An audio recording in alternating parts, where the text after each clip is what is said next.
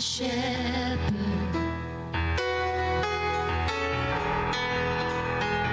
Goes before me.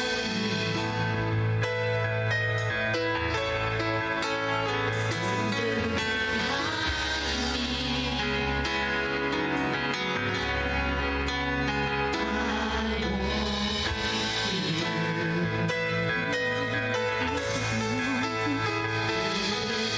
won't fear.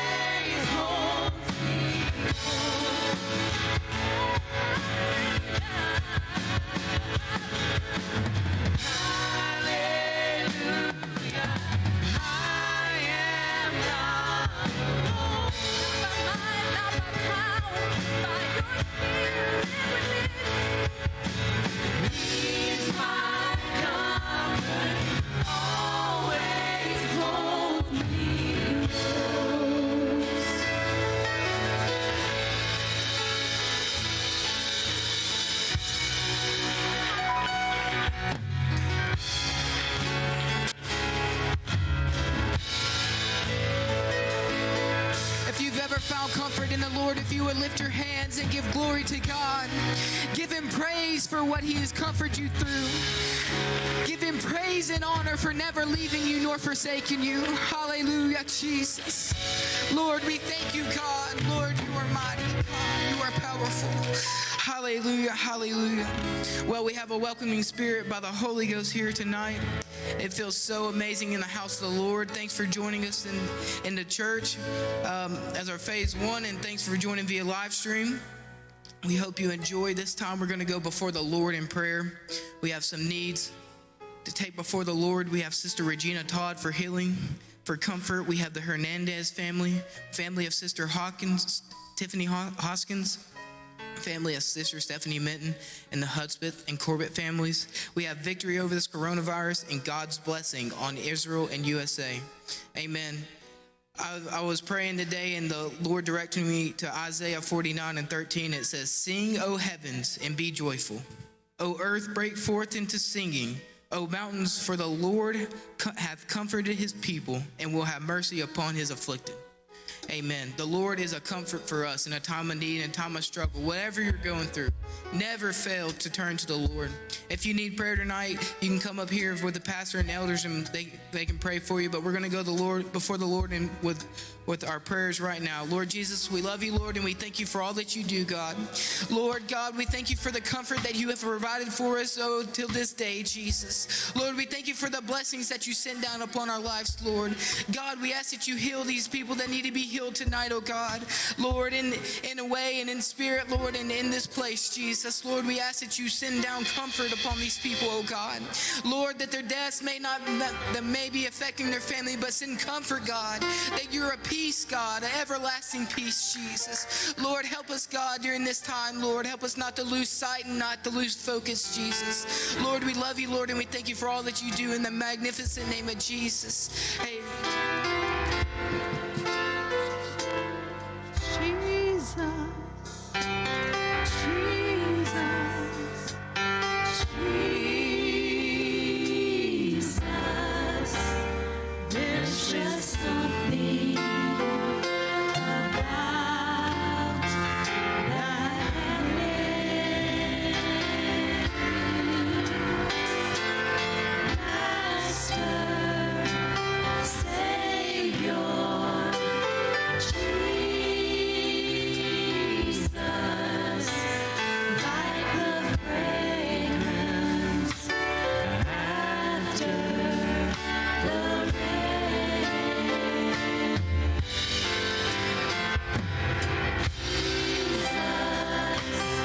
Jesus,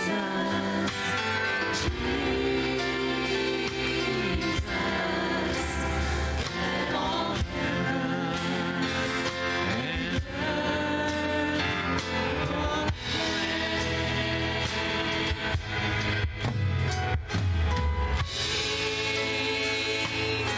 kingdoms shall all pass away. There's something about that name.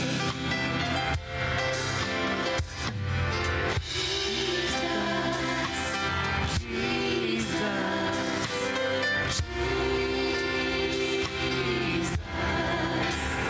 there's just something about that name.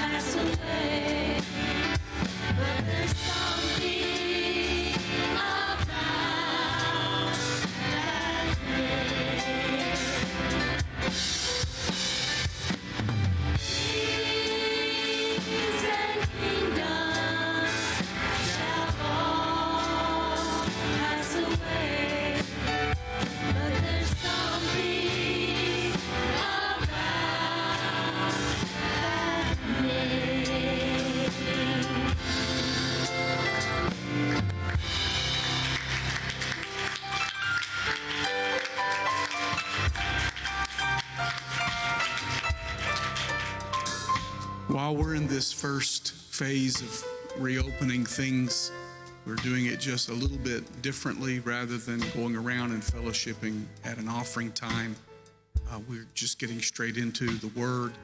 I do encourage you to please be faithful with your giving, and you can do that either with the offering pans or using the mobile device. We want to get right into the Word of God tonight, and so let's get our Bibles, and would you join me in welcoming one of our younger elders, Brother Caleb Colombo, as he comes to bring us something from the Word of the Lord.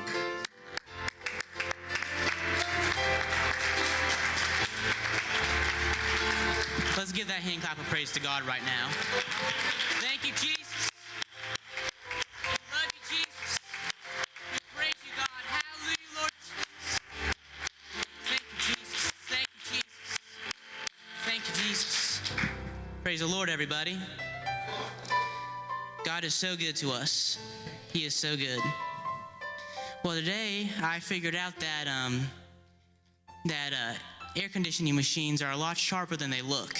I had to go to the doctor and it cut me up pretty good, but it's nothing bad, so it's all good. But yeah, we set it up and everything, and I said, I don't know why, but my hand's sneaking. I look, and there's blood all over the floor. There's blood everywhere. I'm like, oh, that's not good. Tonight I'd like to give honor to Pastor for allowing me to come up here. I don't take this opportunity lightly. I'd like to give honor to the elders for their support. I'd like to give honor for all of you guys for being here tonight. And most of all, I'd like to give honor for God for all He's done in my life. I would not be here if it wasn't for Him. So tonight, if you would turn to your Bibles to Genesis chapter 13.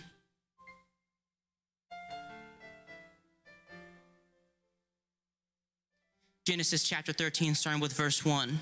And it says, And Abram went up out of Egypt, he and his wife, and all that he had, and Lot with him, into the south.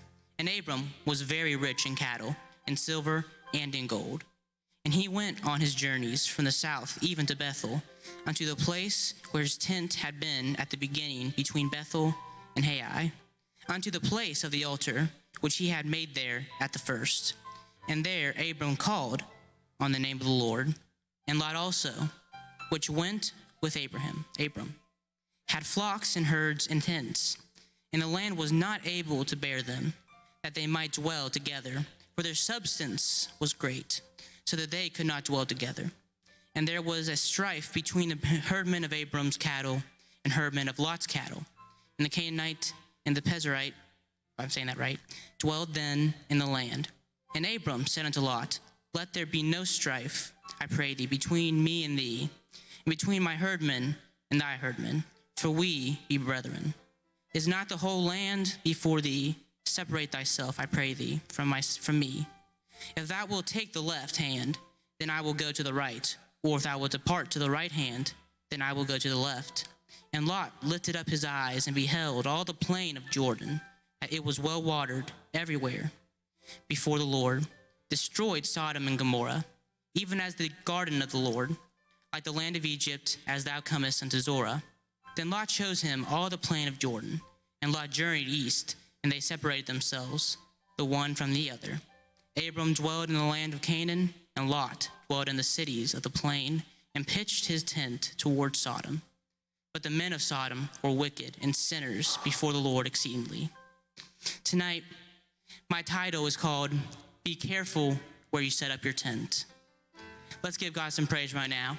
Lord God, we thank you, God. We praise you, Jesus. You're so good to us, so hallelujah, Lord. In your mighty and precious name, God, speak to us tonight, God. Hallelujah, Lord God. We thank you, Jesus, for your goodness and mercy, God. In Jesus' name, you may be seated. Tonight, I'm going to talk about where we put ourselves. Let me explain. There will be times in our lives when we will be given choices.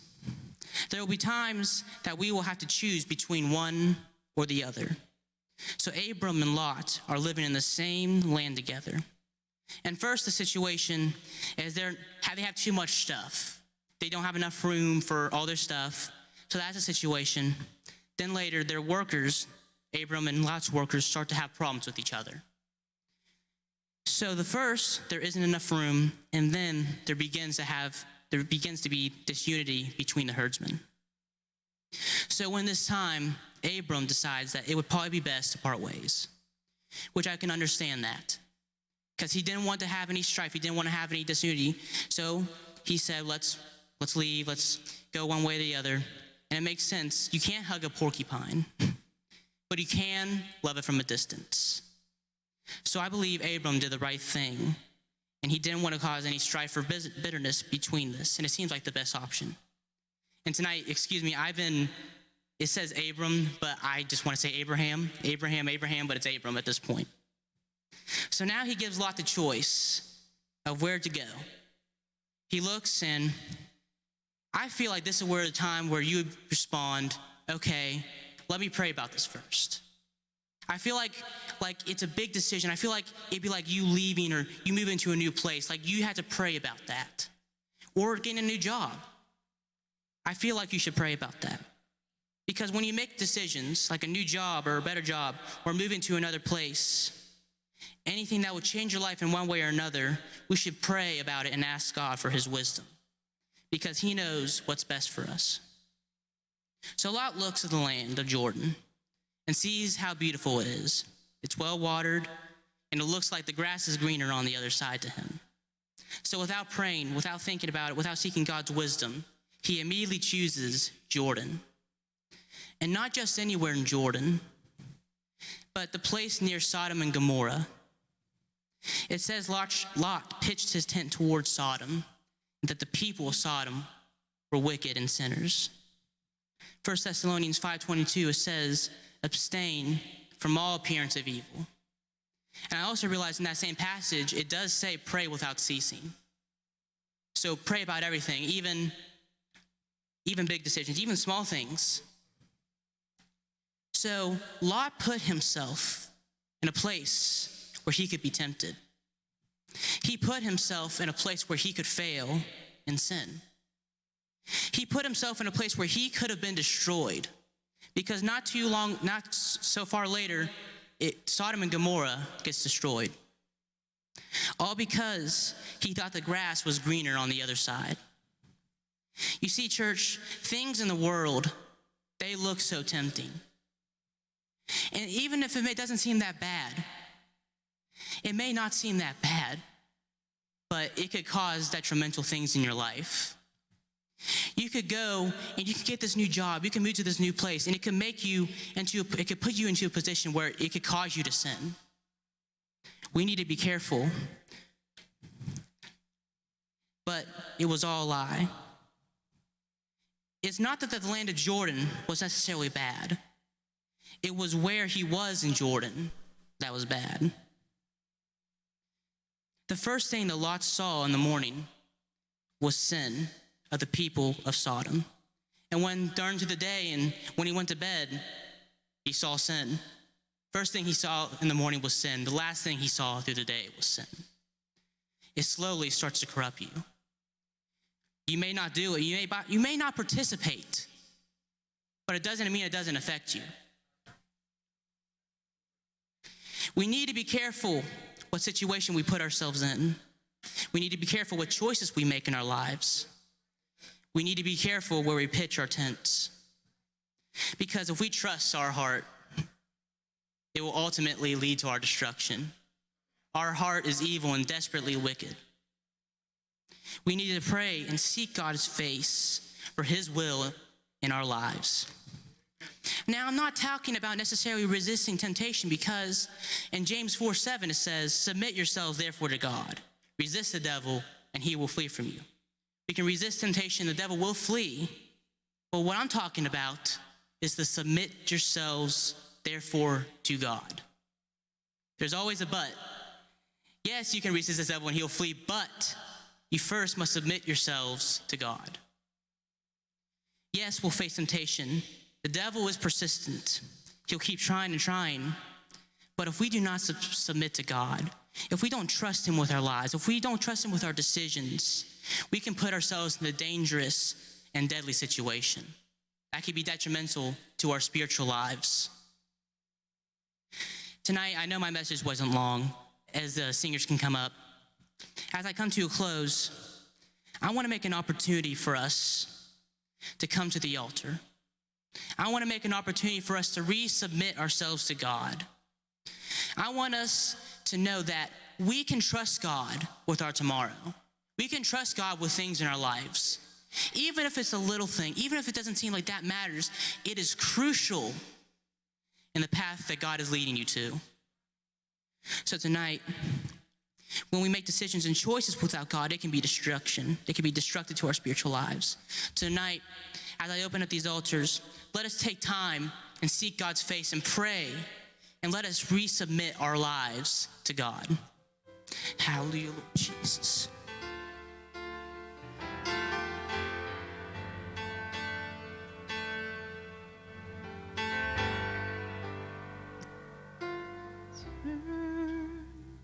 Your eyes upon Jesus. Look full in his wonderful face, and the things of this earth will grow strangely dim in the eye of his glory and grace.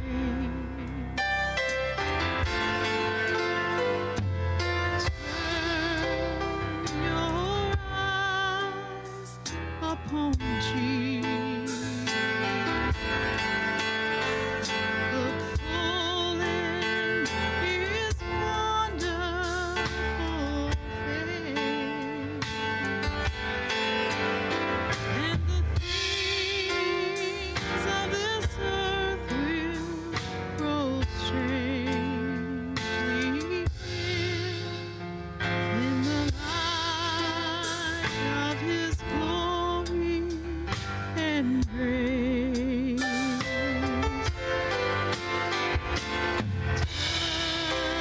Turn your eyes upon Jesus. Look full in his wonderful face, and the things of this earth will grow strangely dim in the light of his glory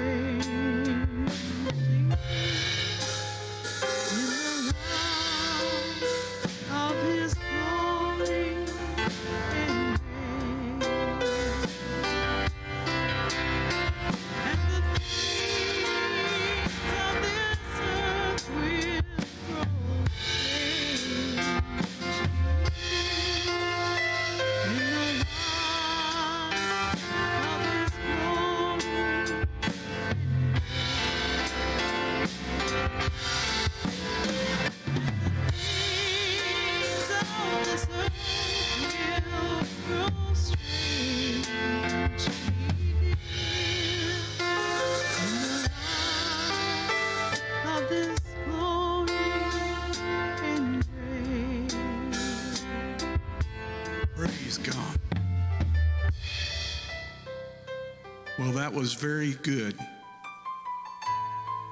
It was short but powerful. Amen. We can work with him, get a little bit of meat on the bones on that, but he's definitely got the better part of it down. Amen. Let's get our Bibles again, and would you join me in welcoming Elder JT as he comes to minister the word of the Lord.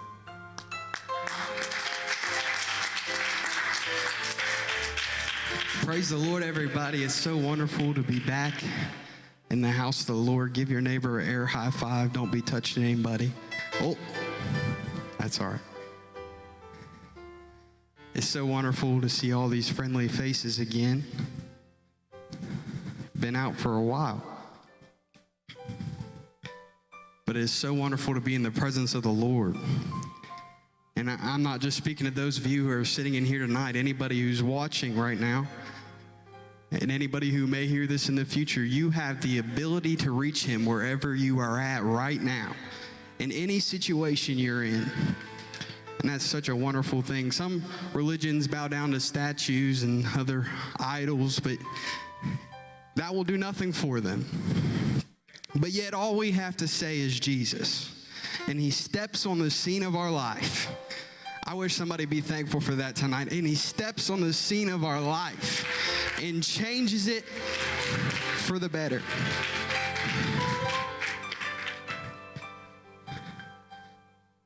If you have your Bibles, open with me to the book of Daniel, chapter 3.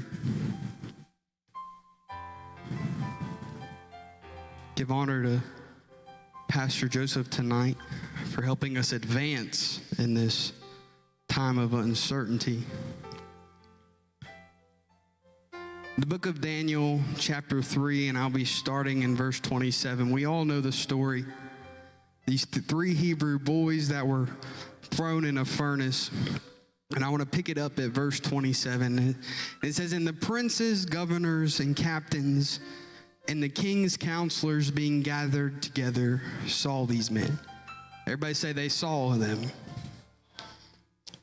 They all gathered together and they saw these men, upon whose bodies the fire had no power, nor was a hair of their heads singed, neither were their coats changed, nor the smell of fire had passed on them. And you see, that is significant there because you will go through some things in this life that will leave a mark on you. But it says nothing was able to hurt them. Verse 28, just be reading the very first part of that. It says, "Then Nebuchadnezzar spake and said, Blessed be the God of Shadrach, Meshach, and Abednego." And I understand we've probably heard this story a million times growing up, but I want to try to get you to get something else from it tonight. And tonight I want to speak to you on the title, Let Them See. Let them see. You see, we're not living in a day or hour where we should be hiding in fear and in anxiety of the times, but yet it is time to let this world see who we serve and what he has for them. Amen. Can you place your Bibles to the side and go before the Lord in prayer with me? Lord, we love you and we thank you, Jesus, for your presence in this house, God. God, we love that we have access to your presence at any time we call your name. God, at the mention of your name, miracles can happen. In the name of Jesus, I pray, Lord Jesus, that you help us be a light to this world. Help us be a light in this dark time and age. In the name of Jesus, I pray. Jesus' name. Amen. You may be seated.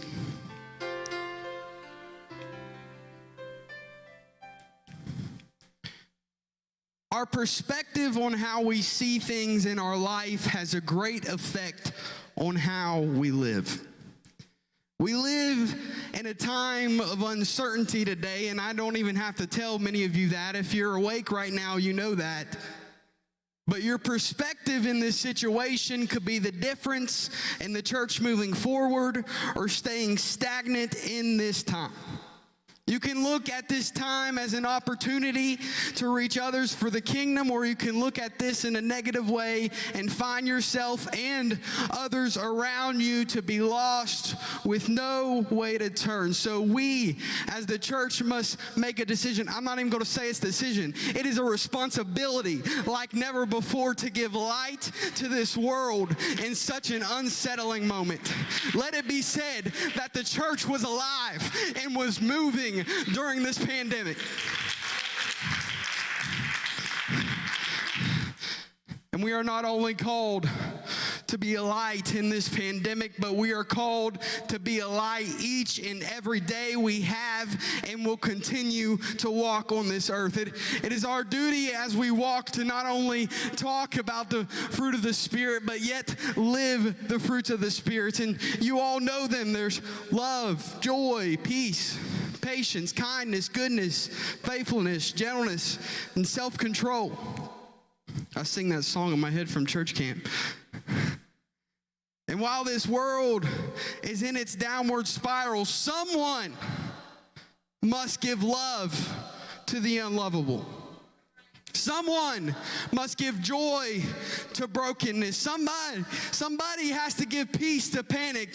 Come on, somebody. Somebody has to give patience to eagerness, kindness to hatefulness, goodness to wickedness, faithfulness to disloyalness, gentleness to the brutality, and self-control to the indiscipline. So my question for you tonight is, do you want to be that person that spreads that joy, that peace, all the fruits of the Spirit? Someone's got to want something greater to happen. Someone has got to be a light in the darkness. Let them see. You may say, Brother JT, how am I supposed to do all of that?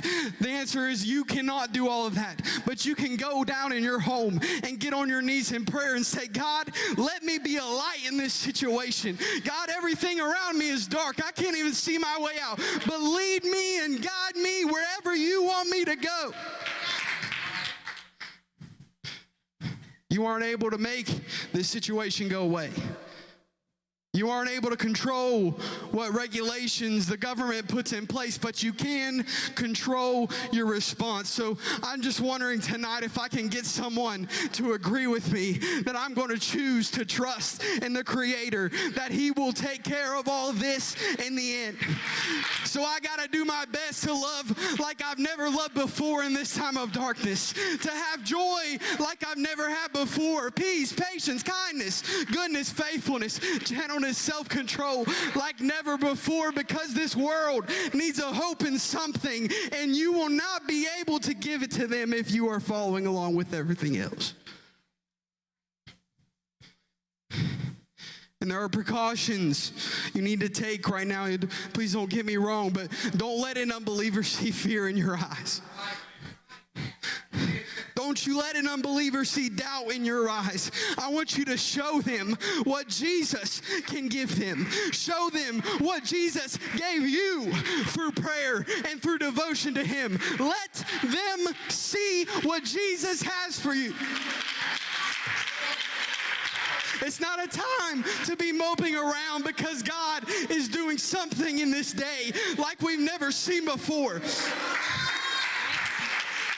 There's a revival happening right now as we speak. You may not be able to see it right now, but there are prodigals on the edge of their seats right now, waiting for someone to reach out to them and show them some hope. And my challenge to you tonight is to reach out to the lost. Reach out to them and let them see what we're about. Let them see forgiveness. Let them see some love. Let them see some mercy.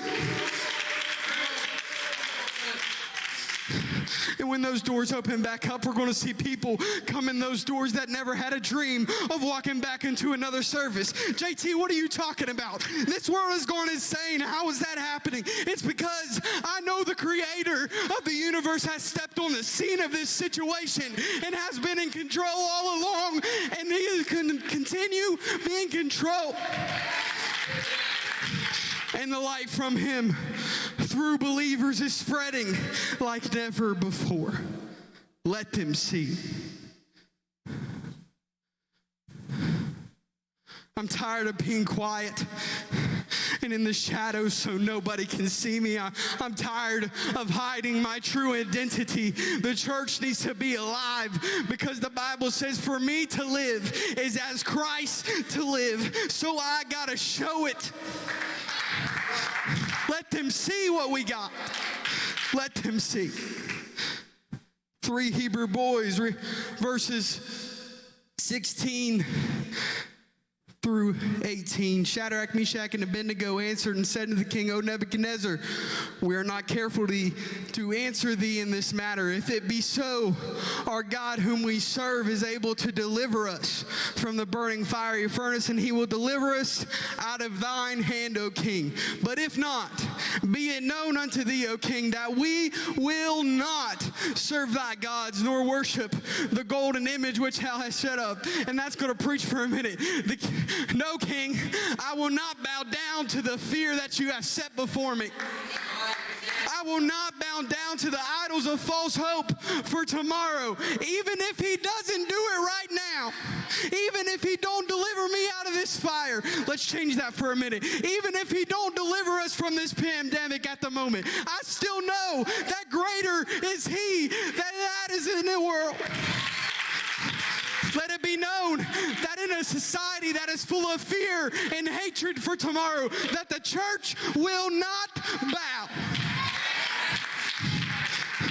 Verse 19, then was Nebuchadnezzar full of fury, and the form of his visage was changed against Shadrach, Meshach, and Abednego. Therefore he spake and commanded that they should heat the furnace 7 times more than it was wont to be heated.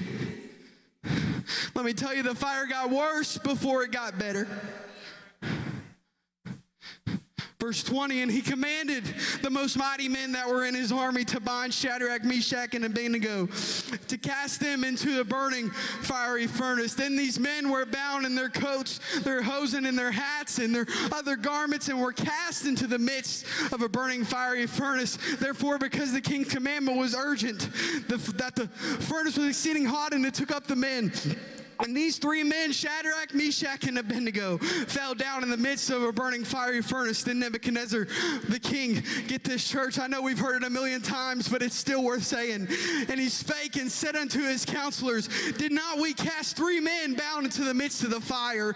They answered and said, true, O king. He answered and said, lo, I see a 4th man loose, walking in the midst of the fire, and they have no hurt. And the form of the 4th is as a Son of God. I came to talk to somebody tonight. If you're in your pit in this dark situation, things may seem hopeless and you can't see your way out, but I want to tell you what Jesus does not keep you from. He will keep you through.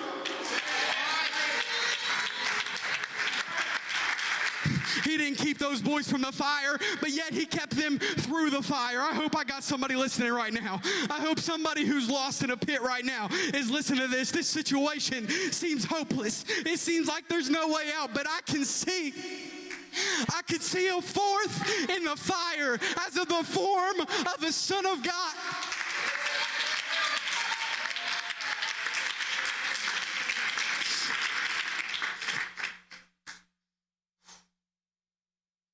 You might not be able to be saved from some things happening in your life, but I can assure you as I stand before you today that the King of Kings and the Lord of Lords will always bring you through. He will keep you through it all as long as you're willing to keep going through him.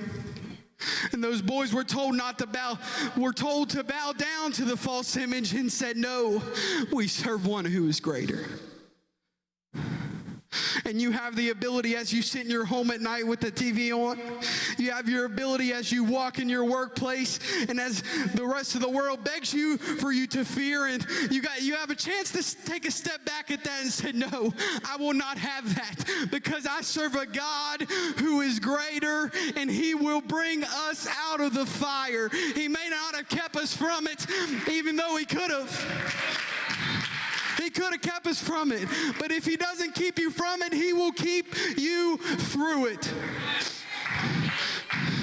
But the story does not end there. We have to look at the king's reaction to this. Nebuchadnezzar came near to the mouth of the burning fiery furnace and spake, Shadrach, Meshach, and said, Shadrach, Meshach, and Abednego, ye servants of the Most High God, come forth and come hither. Then Shadrach, Meshach, and Abednego came forth of the midst of the fire. And the princes, governors, and captains of the king's counselors being gathered together saw these men upon whose bodies the fire had no power, nor was a hair on their heads singed, neither were their coats changed, nor the smell of fire passed on them. Get this one right here. Then Nebuchadnezzar spake and said, Blessed be the God of Shadrach, Meshach, and Abednego. The king, they did not back down from their God, and they showed themselves who they were to the king. They showed that king that greater is he that is in me than that statue you set before me. Come on, somebody. They showed him greater than he is he that is in me than the fear that you have brought over me. Greater. Church, you better get this tonight. When the rest of this world wants you to be in panic over this situation, take a big step back and show them that the greater one who is living inside of you. It says Nebuchadnezzar spake and said, Blessed be their God. Oh, church, when we get the mentality in the darkness that God is going to bring us through it. We may have been through the fire, but he's going to bring us through it. And we're going to live like no one else in this time for the kingdom. People begin to see that. And the perspective of that king at first was to mock and ridicule them for bowing down to the image. But when they made it through the fire, he saw that their skin was not burned. He saw that the fire had no power on them. He saw that the hair on their head had not been singed, neither were their clothes burned. He said, hold on a minute. Whose God do they serve? You getting it now? Wait a minute. Why aren't they moping around? Why aren't they in panic over this situation? Why don't they have anxiety right now? Why?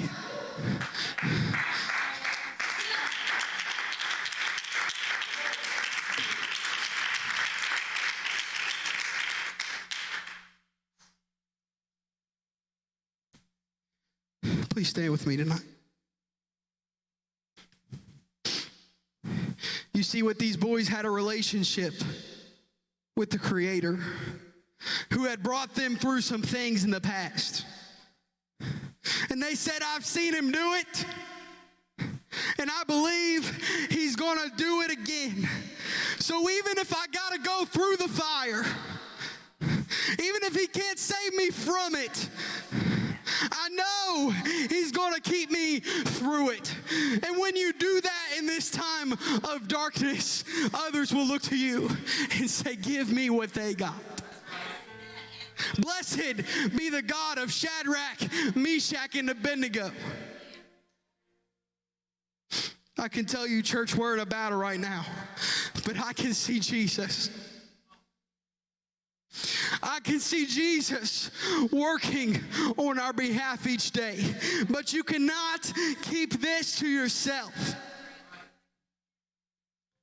This has been a chance for the church to go mobile, showing people that there is something greater than fear. There's something greater than the anxiety of this situation. There's something greater than what the news may tell you at night, but they will never get a chance if the church does not know that, yes, we are in a fire. Yes, we are in a battle right now, but there ain't no fire he won't bring us through. And there ain't no battle we can't win, because I know the Creator of the universe. I know that Jesus is waiting with open arms for his children. I wonder if somebody can lift your hands right now. I'm telling you, church, it's time for the church to show what we have. Let them see what we got. I dare you to give it a try tomorrow morning. Let them see what Jesus did for you. them see.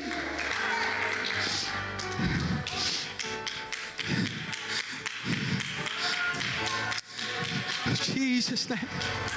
God, help us be a light to the dark world. Help us, Lord Jesus, reach people.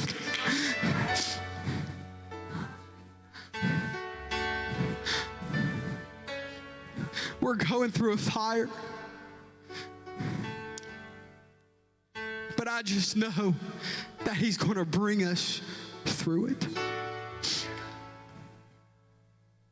We have to let others see that love for the unlovable. Let them see a peace that passes all understanding. This world needs something right now.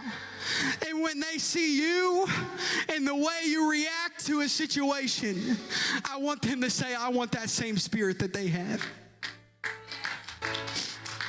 They got something greater than anything I've seen in this situation. Give me some of that. Can we find a place to pray right now? For a burden to let others see what Jesus brought you through. You may have been through fire after fire after fire after fire and battle after battle. But you are still standing because Jesus helps you through it all. Lord Jesus, help us. Let them see you. God, let them see you in me, I pray in Jesus' name. Hallelujah. Oh, Jesus. Thank you. Thank you, Jesus.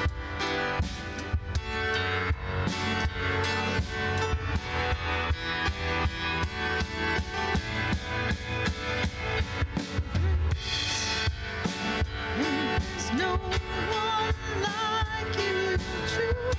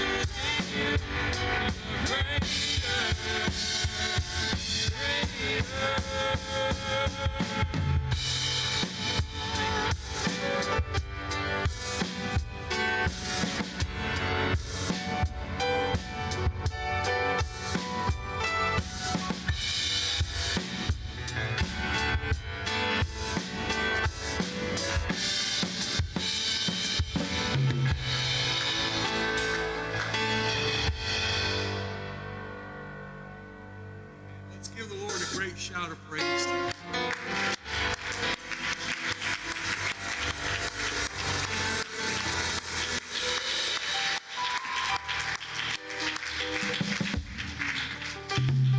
Amen. For those of you that would like to give by way of the offering pan tonight, please feel free to do that in our dismissing.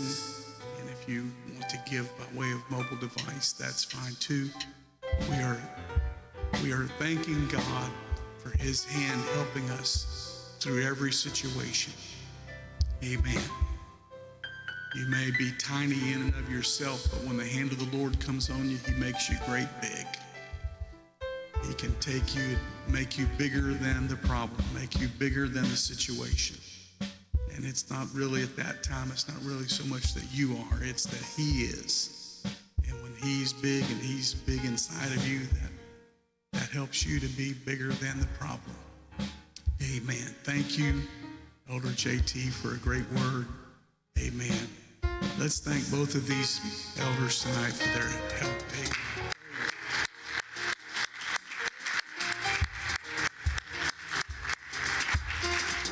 Amen. Praise God. I want to encourage you folks, plan if you can to attend the Sunday services. Plan if you can to attend the prayer meeting.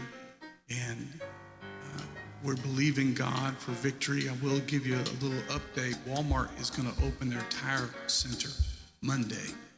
So hallelujah. Just a sign of the times. Amen. That's a good thing. I need to go get my tires balanced. Amen. God bless you as we're dismissed in Jesus' name. Let's shake hands and be